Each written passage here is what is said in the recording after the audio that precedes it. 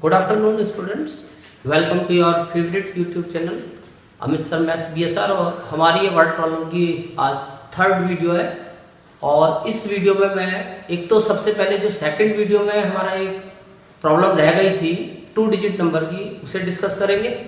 और उसके अलावा एक हम और इम्पॉर्टेंट कॉन्सेप्ट लेंगे, वो है स्पीड, डिस्टेंस एंड टाइम। और इसकी वर्ड प्रॉब्लम्स भी अक्सर एग्जाम में आती रहती हैं।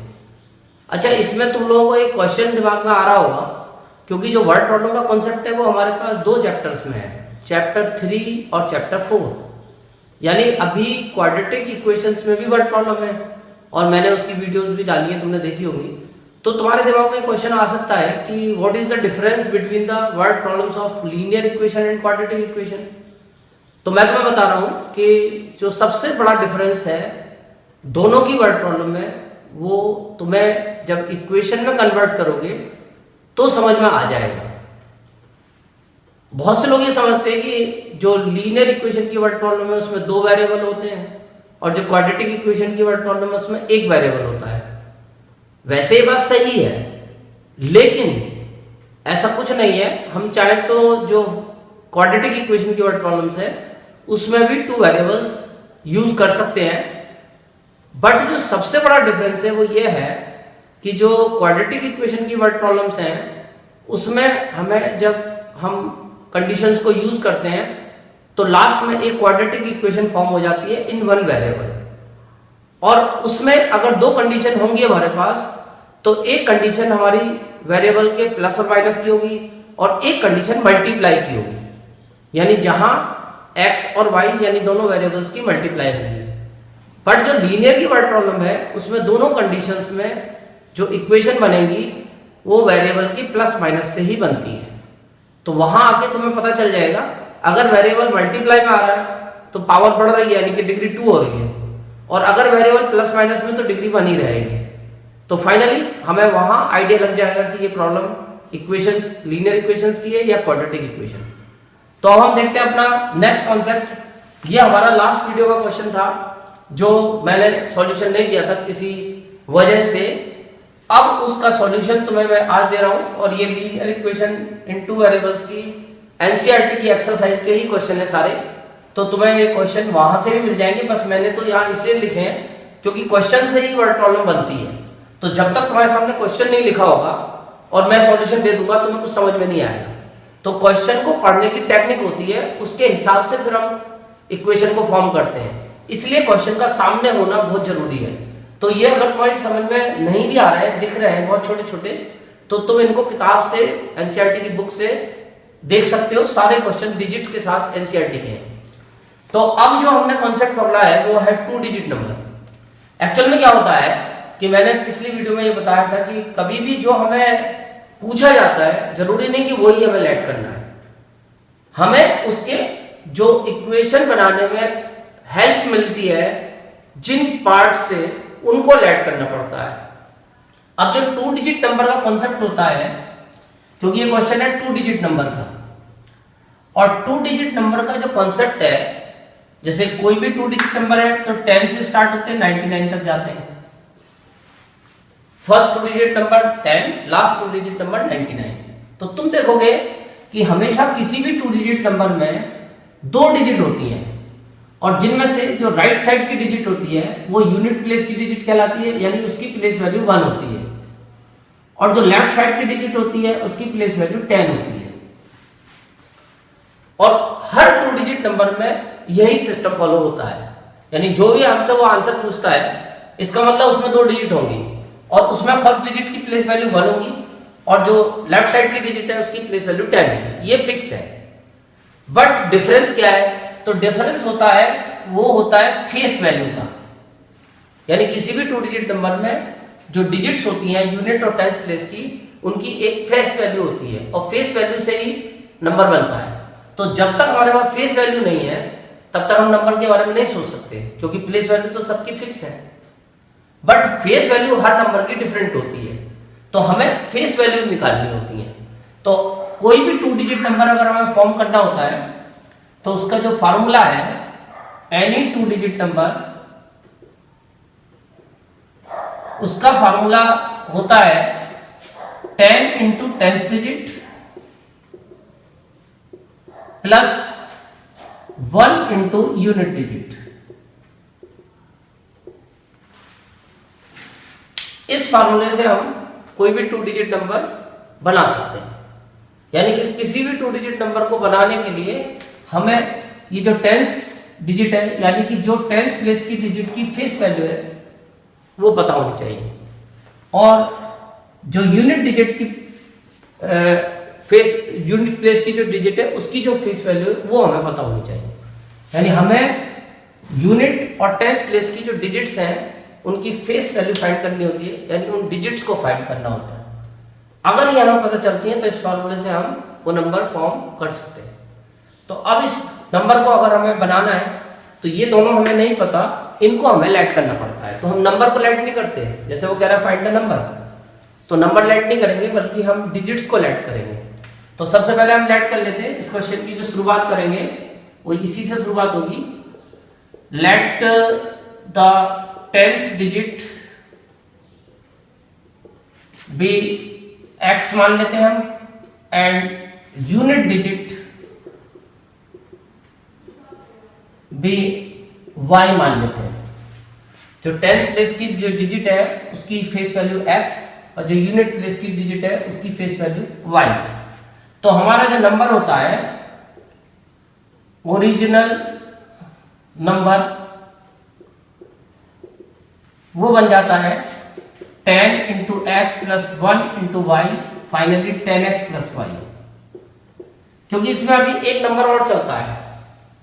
एक नंबर तो होता है हमारे पास ओरिजिनल नंबर, एक होता है रिवर्सिंग नंबर।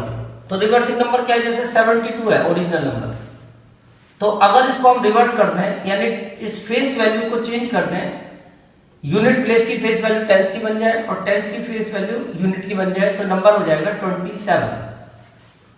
तो इस नंबर को हम बोलते हैं the number obtained by reversing the order of digits. यानी डिजिट्स के ऑर्डर को चेंज करके जो नंबर फॉर्म होता है, शॉर्ट में हम इसे बोलते हैं रिवर्सिंग नंबर। वो रिवर्सिंग नंबर बनता है जब हम डिजिट्स का ऑर्डर चेंज करते हैं, यानी फेस वैल्यू को इंटरचेंज करते हैं, तो उसको बोलेंगे हम रिवर्सिंग नंबर। तो रिवर्सिंग नंबर जो होगा इसका, रिवर्सिंग नंबर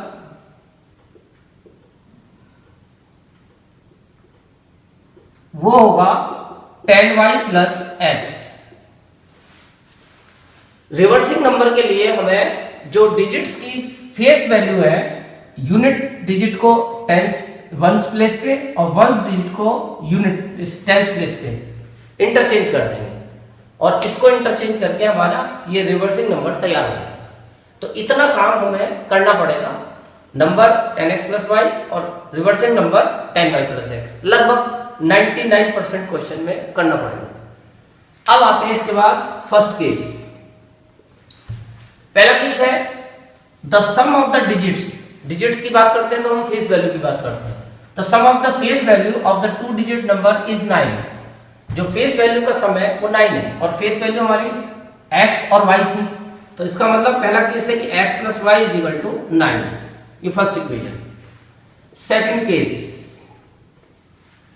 केस में दिया है ऑल्सो 9 टाइम्स दिस नंबर, यानी नंबर का 9 टाइम्स, 9 मल्टीप्लाई नंबर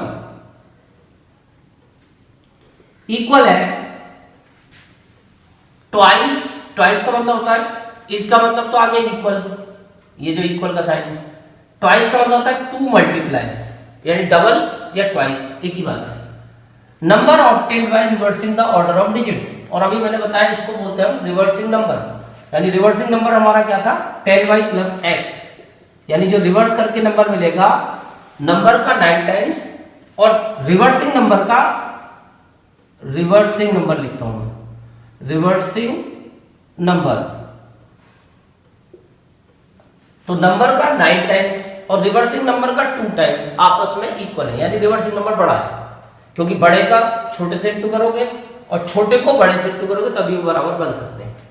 अब इनकी वैल्यू पुट कर दो। नंबर है 10x प्लस वाई और रिवर्सिंग नंबर है 10y प्लस x। अंदर मल्टीप्लाई करोगे 90x प्लस 9y और 20y प्लस 2x। 9 के अंदर इंटू कर दी, उधर 2 की कर दी। x को x के पास ले आओ तो 90x माइनस 2x और 9 को उधर ले जाओ 20y माइनस 9y। फाइनली 90 में से 2 गया तो ये आ गया 88x is equal to 11y।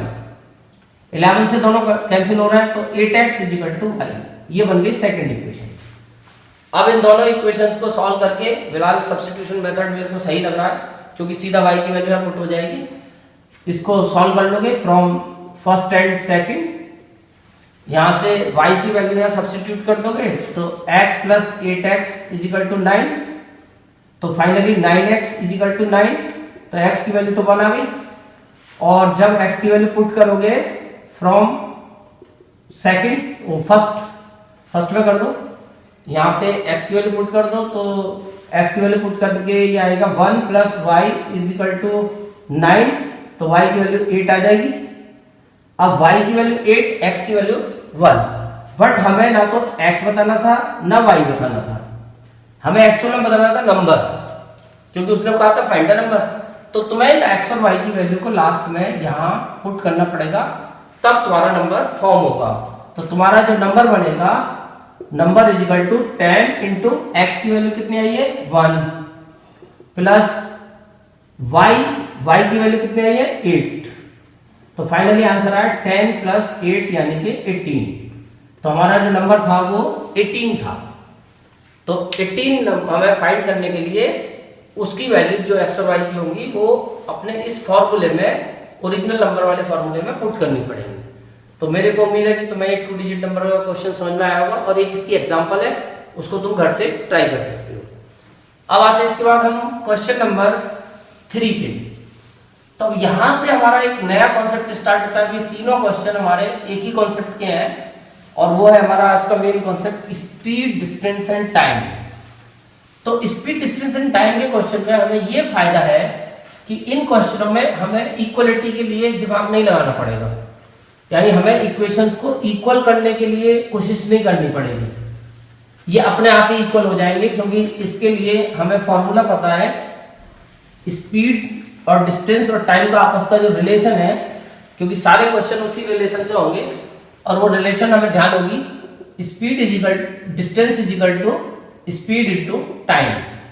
तो तुम देखोगे इस रिलेशन में ऑटोमेटिक इक्वलिटी इन्वॉल्व होती है। तो ज्यादातर हमारे क्वेश्चन इसी फॉर्मूले से होंगे, तो उनमें ये रिलेशन ऑटोमेटिक इन्वॉल्व है। हाँ, किसी क्वेश्चन में थोड़ा बहुत तुम्हें सोचना पड़ेगा तो तुम आसानी से सोच सकते हो। तो मेन कॉन्सेप्ट हमारा यही है, बट इसमें और कुछ बहुत सारी चीजें ऐसी होती हैं जो तुम्हें सोचनी पड़ती हैं। जैसे कि हम क्वेश्चन पढ़ते हैं, places a and b are 100 kilometre apart. वैसे क्वेश्चन तुमने 8th क्लास में देखे होंगे इस टाइप के क्वेश्चन, और मैं इसको वैसे 2 तरीके से हम करते हैं, एक बार 8th के तरीके से भी, एक बार 10th के। तो मैं तुम्हें 8th वाला ही तरीका सिखाऊंगा, थोड़ा छोटा होता है और आसान भी लगेगा। कि अगर हमारे पास 2 प्लेस है ए एंड बी, एक है ए और एक है बी, और इन दोनों के बीच में 100 किलोमीटर का डिस्टेंस है। जैसे सपोज दिल्ली और बुलंदशहर है, दोनों के बीच में लगभग 100 किलोमीटर है, वैसे तो 80 है लेकिन 100 मान लेते हैं हम। दिल्ली का कोई इंटीरियर कोई पॉइंट है बी, और इन दोनों के बीच में लगभग 100 किलोमीटर का डिस्टेंस है, और एक कार ए से चलती है और एक कार बी से चलती है एट द सेम टाइम, एक ही समय पे चलती हैं। जैसे मान लो 10 बजे चलती हैं, दोनों कार 10 बजे चलेगी। अब लेकिन ये 2 तरीके से चलेंगी, एक तो ये चलेंगी सेम डायरेक्शन में और एक ही चलेंगी अपोजिट डायरेक्शन में। यानी एक चलेंगी एक दूसरे की तरफ अपोजिट डायरेक्शन,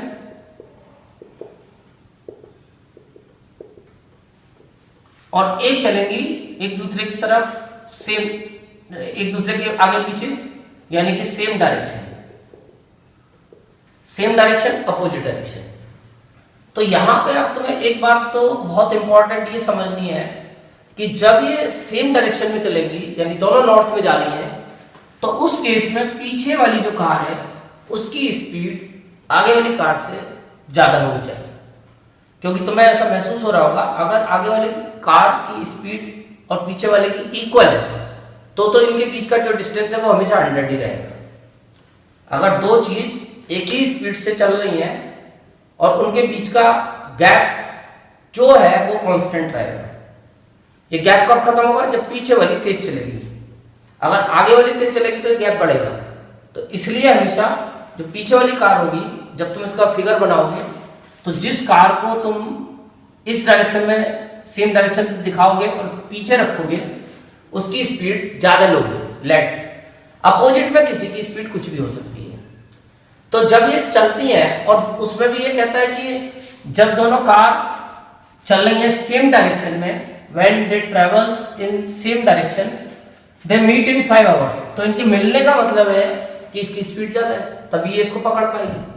तो इसका मतलब जो कार यहां रखोगे पीछे उसकी स्पीड ज्यादा रखोगे, इसकी कम रखोगे। अब क्योंकि दोनों मिल तो रही है तो इसका मतलब डेफिनेटली इसकी स्पीड ज्यादा है। तो हम पहले तो इनकी स्पीड को लेट कर लेते हैं। Let the speed of car from A, मान लिया हमने x किलोमीटर पर आवर, और let the speed of car from b हमने मान ली y किलोमीटर पर आवर। हमने a से जो कार चल रही है उसकी स्पीड x और जो b से कार चल रही है उसकी स्पीड y, और एक हम ये भी लेट करके चलेंगे x ग्रेटर देन y। अगर हम ये लेट नहीं करेंगे तो हमारा फर्स्ट केस फॉलो नहीं होगा, क्योंकि अगर इसकी स्पीड कम है तो ये जिंदगी में भी इसको कभी नहीं पकड़ पाएगी। ये तो आगे आगे बढ़ती चली जाएगी और ये बीच का गैप बजाय कम होने के और बढ़ता रहेगा। तो इसलिए हमें दिखाना पड़ेगा कि जो पीछे है उसकी स्पीड ज्यादा है।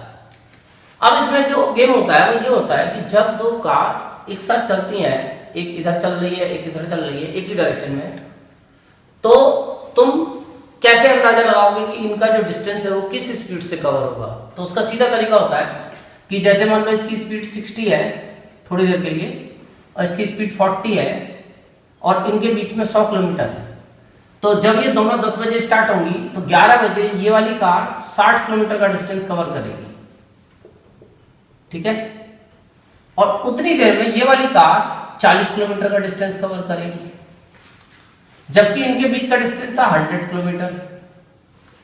तो 100 में से 60 तो इसने कवर कर लिया तो बैलेंस का बचा 40, और उस समय तक ये 40 आगे पहुंच गई। यानी अब बी वाली कार यहां है और ए वाली कार यहां है, तो अब इनके बीच का डिस्टेंस है 80 किलोमीटर। तो कुल कितना डिस्टेंस कम हुआ? तो कुल कितना डिस्टेंस कम हुआ? 20 किलोमीटर। और वैसे तुम देखोगे इनकी स्पीड का जो डिफरेंस होगा 60 माइनस 40 वो भी 20 होगा। यानी कि जिस केस में ये कार एक दूसरे के पीछे चलती हैं तो जो डिस्टेंस कवर होता है उन दोनों का मिलके वो उनकी स्पीड के डिफरेंस से कवर होता है। तो इसी कॉन्सेप्ट को तुम कभी आगे कंपटीशंस में आएगा क्वेश्चन, वहां भी यूज करोगे। हमेशा जब भी दो चीजें एक दूसरे के आगे पीछे चलती हैं एक ही डायरेक्शन में, तो जो उनके बीच का गैप है या डिस्टेंस है वो उनकी स्पीड के डिफरेंस से कवर होता है। तो इसलिए तुम यहाँ पे जो इनकी स्पीड जिससे डिस्टेंस कवर होगा वो निकालोगे तो वो आएगी x minus y kilometre per hour.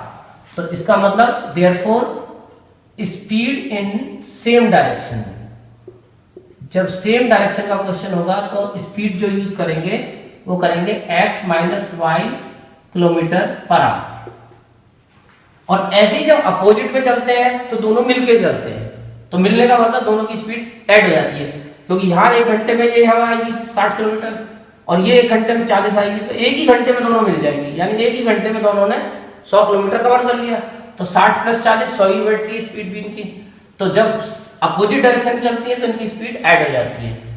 तो इसका मतलब स्पीड इन अपोजिट डायरेक्शन जो हम यूज करेंगे वो करेंगे x plus y kilometre per hour. तो इसमें बस ये टेक्निक है। अब तुम इसका आंसर निकाल सकते हो।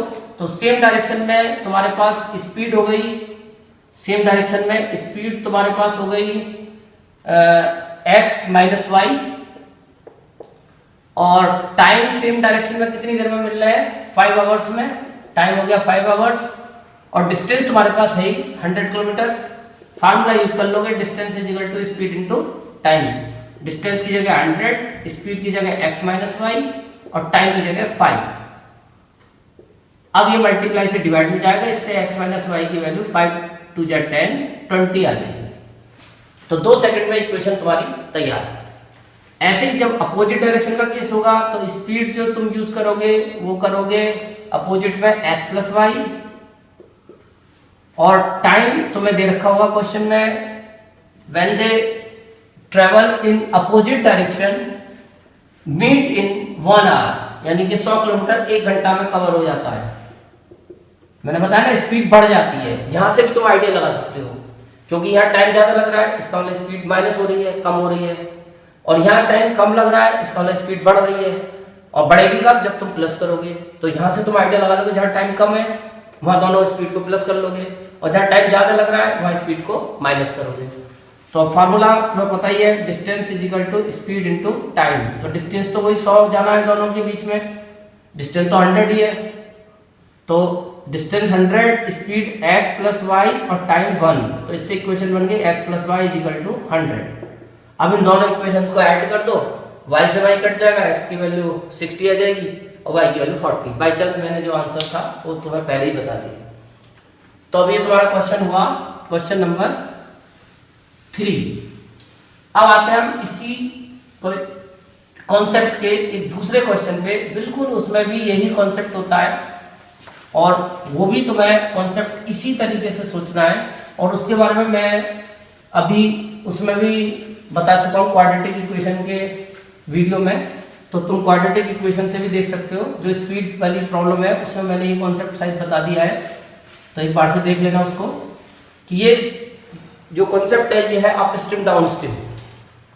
तो वहां मैंने ये कॉन्सेप्ट बताया था, क्योंकि पानी जो होता है वो माउंटेन से बर्फ जो होती है वो पिघलती है और मैदान की तरफ आता है पानी, यानी पानी हमेशा ऊपर से नीचे की तरफ चलता है, हिल से बनता है और डाउन की तरफ चलता है। तो जब भी पानी का फ्लो है इस डायरेक्शन में, और कोई चीज इसी डायरेक्शन में अगर फ्लो कर रही है सेम डायरेक्शन में, और पानी का डायरेक्शन क्योंकि डाउन है, ऊपर से नीचे है, तो यानी कि बोट भी ऊपर से नीचे आ रही है, तो इसीलिए हम जो बोट पानी के फ्लो के साथ चलती है उस केस को हम बोलते हैं डाउन स्ट्रीम, क्योंकि पानी भी डाउन की तरफ जा रहा है और बोट भी डाउन की तरफ जा रही है। तो बोट अगर डाउन की तरफ जा रही है तो इसका मतलब पानी के फ्लो के साथ चल रही है, तो उस केस में हम कहते हैं डाउन स्ट्रीम। और जब पानी के फ्लो के अगेंस्ट चलती है बोट, यानी बोट अब पानी के फ्लो के अगेंस्ट चल रही है, और पानी का फ्लो का अगेंस्ट का मतलब बोट ऊपर की तरफ जा रही है, तो इसीलिए इसे बोलते हैं अप स्ट्रीम। तो इसको तुम उस कार वाले क्वेश्चन से भी करेक्ट कर सकते हो, यानी कि वहां जब सेम डायरेक्शन था तो स्पीड माइनस हुई थी, लेकिन यहां पे सेम डायरेक्शन में स्पीड प्लस होती है, क्योंकि डाउन में बोट तेजी से चलती है और टाइम कम लगता है, और अप में बोट स्लो चलती है और टाइम ज्यादा लगता है।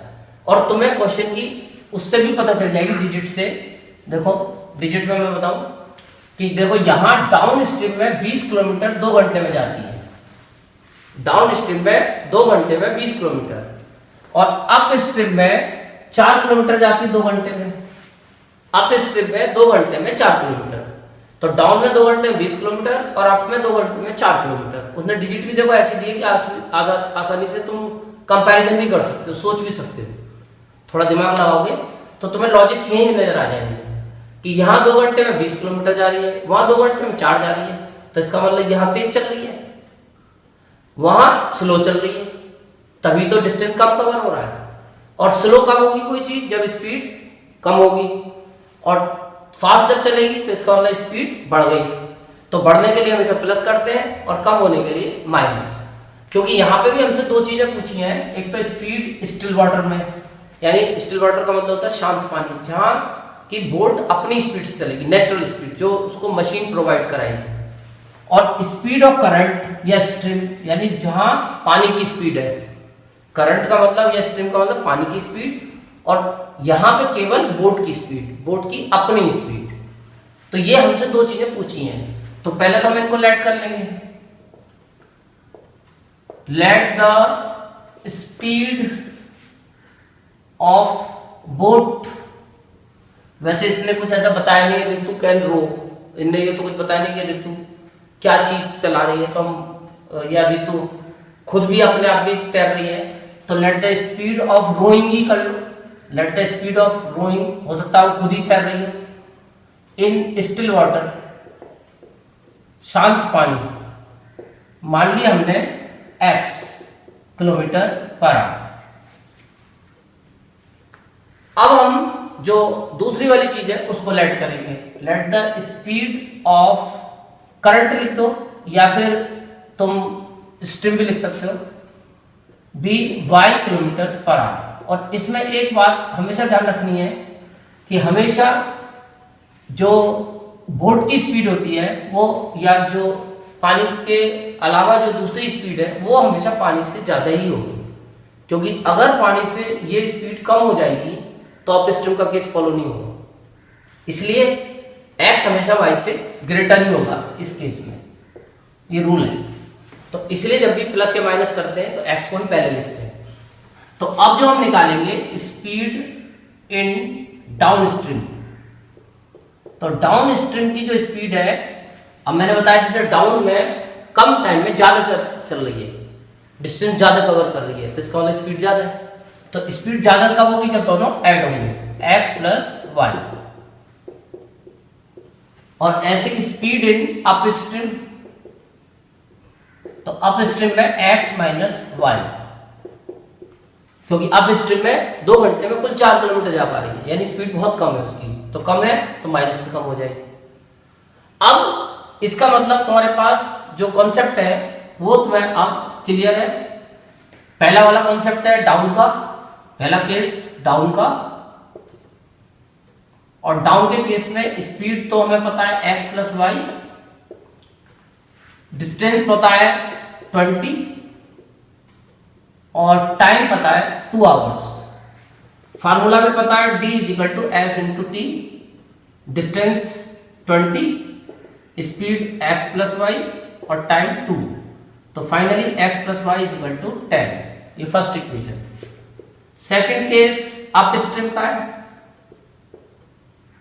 और अप स्ट्रीम में डिस्टेंस है 4 किलोमीटर, स्पीड है x माइनस वाई और टाइम है 2 आवर्स। फार्मूला तुम्हें पता ही है, distance is equal to speed into time, तो डिस्टेंस तो 4 किलोमीटर और स्पीड x माइनस वाई और टाइम 2 आवर्स, तो finally x minus y equal 2।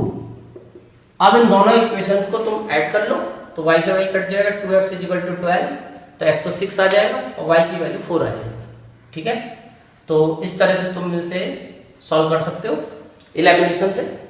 अब आते हैं हम स्पीड डिस्टेंस के अपने नेक्स्ट क्वेश्चन पे, और ये क्वेश्चन हमारी जो सबसे लास्ट क्वेश्चन है एक्सरसाइज 3.6 का, कि एक कोई रूही है, रूही, ये भी स्पीड डिस्टेंस टाइम का ही क्वेश्चन है। Ruhi travels 100 kilometre 300 kilometre partly by train partly by bus, यानी रूही कोई एक बच्चा है, वो कहीं बाहर से ट्रेवलिंग कर रहा है, जैसे कहीं हॉस्टल में पढ़ता है और अपने घर आ रहा है दिवाली की छुट्टी पे, तो उसके घर जाने के लिए कोई डायरेक्ट उसके पास एक मोड नहीं है, ना तो सीधी उसके घर बस जाती है ना सीधी उसके घर ट्रेन जाती है, तो उसको कुछ डिस्टेंस ट्रेन से कवर करना है, बाकी का कुछ बस से। तो उसने जाने के लिए 2 अलग अलग मोड यूज किए, लेकिन यहाँ पे अब तुम्हें प्लस माइनस का कॉन्सेप्ट यूज नहीं करना कि स्पीड की जो स्पीड है वो ट्रेन और बस की एक साथ यूज करनी है, क्योंकि उसने डिस्टेंस भी अलग अलग ही कवर किया है। देखो 300 डिस्टेंस उसको टोटल जाना था, जिसमें से उसने कुछ बस से किया, कुछ ट्रेन से, और उसको 4 घंटे लगते हैं अगर वो ट्रेवल करती है 60 किलोमीटर ट्रेन से, और रिमेनिंग बाय बस, और बाकी का बचा वो बस से। तो उसकी कहानी जो है वो कुछ ऐसी है कि उसको A से B प्लेस पे जाना है, और जिसमें से 60 किलोमीटर का डिस्टेंस वो जाएगी बाय ट्रेन ये तो हमने ट्रेन से किया और बाकी का डिस्टेंस बस से, और टोटल हमें पहले से पता था कि ये टोटल डिस्टेंस था 300 किलोमीटर। अब क्वेश्चन ये हो गया, तो अब तुम अंदाजा लगा सकते हो कि जब उसको 300 किलोमीटर जाना था और 60 किलोमीटर वो ट्रेन से कवर कर चुकी है, तो बैलेंस का डिस्टेंस कितना बचा। तो बैलेंस के लिए 300 में से 60 माइनस करेंगे 240 किलोमीटर, यानी 240 किलोमीटर जो बचा वो उसने बस से कवर किया। यानी दोनों डिस्टेंस अलग अलग मोड से कंप्लीट किए, तो अलग अलग स्पीड को ही तुम्हें यूज करना होगा, यहाँ कंबाइंड स्पीड से काम नहीं चलेगा। हाँ, टाइम जरूर टोटल दिया उसने कि इन दोनों का टोटल टाइम 4 घंटे है, बट तुम अलग अलग ही निकालोगे। तो सबसे पहले लेट कर लेते हैं। Let the speed of train हम मान लेते हैं x, और लेट द स्पीड ऑफ बस हम मान लेते हैं y। तो फर्स्ट केस सबसे पहले उसने 60 किलोमीटर का डिस्टेंस ट्रेन से कवर किया, तो time taken by train, time taken by train to go 60 kilometre. Train, क्योंकि ट्रेन ही तो चलेगी, तो ट्रेन कितना टाइम लेगी 60 किलोमीटर जाने में, और ट्रेन की स्पीड थी x। तो फार्मूला तुम्हें पता होगा, distance is equal to speed into time, या time is equal to distance upon speed. ये फार्मूला होता है टाइम का। तो हम टाइम निकाल सकते हैं कि ट्रेन को कितना टाइम लगा होगा, तो 60 अपॉन x लगा होगा। 60 डिस्टेंस है और ट्रेन की स्पीड x है। ऐसे ही time taken by bus to गो, अब रिमेनिंग डिस्टेंस, अब रिमेनिंग वैसे हमने दिया नहीं था, पर हमने निकाल लिया क्योंकि टोटल 300 तक और 60 वो ट्रेन से कवर कर चुकी है, तो बचा 240। तो 240 किलोमीटर बस से लगा, 240 upon y hours according to question. अब उसने दिया था कि टोटल उसको घर तक पहुंचने में 300 किलोमीटर, यहां से यहां तक 4 घंटे लगे। तो इसका मतलब 60 upon x plus 240 upon y is equal to 4 hours. ये बन गई पहली इक्वेशन। अब इसके बाद सेकंड केस। तो सेकंड केस में उसने कवर किया था 100 किलोमीटर बाय ट्रेन। 100 किलोमीटर तो वो ट्रेन से गई और रिमेनिंग बाय बस। तो जब 100 किलोमीटर वो ट्रेन से जाएगी तो बाकी बचेगा शायद 200 किलोमीटर। तो इसका मतलब time taken by train to go 100 kilometre, 100 kilometre जाने में टाइम लगेगा ट्रेन को 100 अपॉन x आवर्स, और time taken by bus to go, balance बचा 200, तो 200 अपॉन y आवर्स। तो अकॉर्डिंग टू क्वेश्चन, अब की बार उसको शी टेक्स 10 मिनट लॉन्गर। अब इसने टाइम नहीं बताया उसका, बस इतना कह दिया कि अब उसको 10 मिनट ज्यादा लगे, यानी पहले जितना टाइम लगता था उसी से कंपेयर करके बता रहा है कि 10 मिनट ज्यादा लगे। यानी पहले 4 घंटे लगते थे, अब 10 मिनट ज्यादा लगे, यानी 4 घंटे 10 मिनट। तो अब इक्वेशन बनी 100 upon x hours plus 200 upon y hours is equal to 4 hours and 10 minutes. लेकिन अब ये गड़बड़ है, क्योंकि hours plus hours is equal to hours होना चाहिए। तो अब तुम्हें इस मिनट्स को भी आवर में कन्वर्ट करना पड़ेगा। तो मिनट को आवर बनाने के लिए तुम्हें 60 से डिवाइड करना पड़ेगा। 10 मिनट को कन्वर्ट करना है 10 मिनट को, तो 10 मिनट को तुम्हें करना पड़ेगा 10 अपॉन 60 आवर्स, यानी 1 अपॉन 6 आवर्स। 10 मिनट का मतलब 1 अपॉन 6 आवर्स। अब ये बैलेंस है क्योंकि hour plus hour is equal to hour. तो इक्वेशन बन जाएगी 100 upon x plus 200 upon y is equal to 6 4 24 और 125 अपॉन 6 आवर्स। ये बन गई सेकंड इक्वेशन। अब चाहे इधर भी आवर नहीं लिखा तो इधर भी मत लिखो। फाइनली इन दोनों को ऐड करके हमने सॉल्व कर दिया। अब तुम्हें इसे, वो जो मैंने एक रिड्यूसिबल की वीडियो डाली है उसमें देख लेना, एक्सरसाइज 3.6 रिड्यूसिबल वाली, उसमें तुम्हें पहले 1/x को u और 1/y को v मान के फिर ये इक्वेशंस को कन्वर्ट करके पहले लेट कर लेना, let 1/x is equal to u और 1/y is equal to v। तो जो पहली इक्वेशन है ये बन जाएगी 60u plus 240v is equal to 4, और ये बन जाएगी 100u plus 200v is equal to 25/6। अब ये दोनों इक्वेशन सॉल्व करके इलेमिनेशन ही यूज कर लेना, तो इससे तुम्हें u और v मिल जाएंगे, फिर उससे x और y पता चल जाएंगे। तो ये तुम्हारा स्पीड डिस्टेंस टाइम का कॉन्सेप्ट मैंने आज क्लियर किया। अब तुम इसकी प्रैक्टिस एक्स्ट्रा बुक से कर सकते हो, और वैसे एनसीईआरटी में भी इसके बेस पे भी कुछ क्वेश्चन है, एग्जाम्पल है, उनको कर लेना, और कोई प्रॉब्लम हो तो मेरे को बता। ठीक है, थैंक यू।